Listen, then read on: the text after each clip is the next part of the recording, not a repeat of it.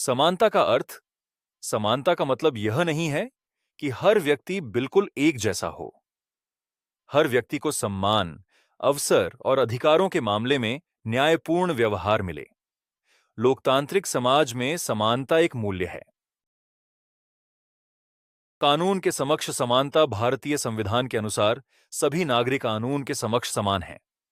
कानून सब पर समान रूप से लागू होता है। राज्य का कर्तव्य है कि कमजोर वर्गों की रक्षा करे। सामाजिक असमानता तब दिखाई देती है जब कुछ समूहों को शिक्षा, स्वास्थ्य, रोजगार या संसाधनों तक कम पहुंच मिलती है। यह असमानता परंपराओं, पूर्वाग्रहों और भेदभावपूर्ण सोच से पैदा हो सकती है। समानता का अर्थ यह नहीं है कि सभी लोगों की आय बिल्कुल समान हो।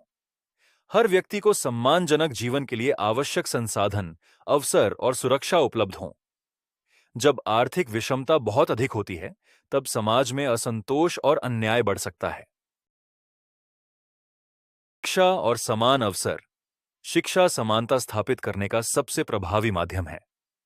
जब बच्चों को अच्छी शिक्षा और सीखने के समान अवसर मिलते हैं, तब वे अपनी क्षमता के अनुसार आगे बढ़ सकते हैं।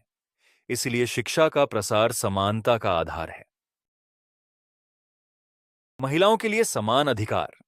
महिलाओं और पुरुषों को समान सम्मान, अधिकार और अवसर प्राप्त होने चाहिए। शिक्षा का समान अधिकार, सुरक्षित कार्यस्थल और निर्णय प्रक्रिया में भागीदारी आवश्यक है। जब महिलाएं सशक्त होती हैं, तब परिवार और समाज दोनों प्रगति करते हैं।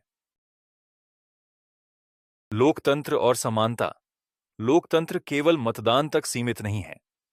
हर नागरिक की आवाज सुनी जाए और उसे भागीदारी का अवसर मिले। यही समानता है।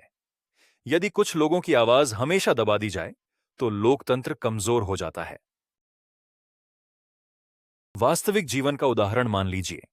दो छात्र एक ही कक्षा में पढ़ते हैं।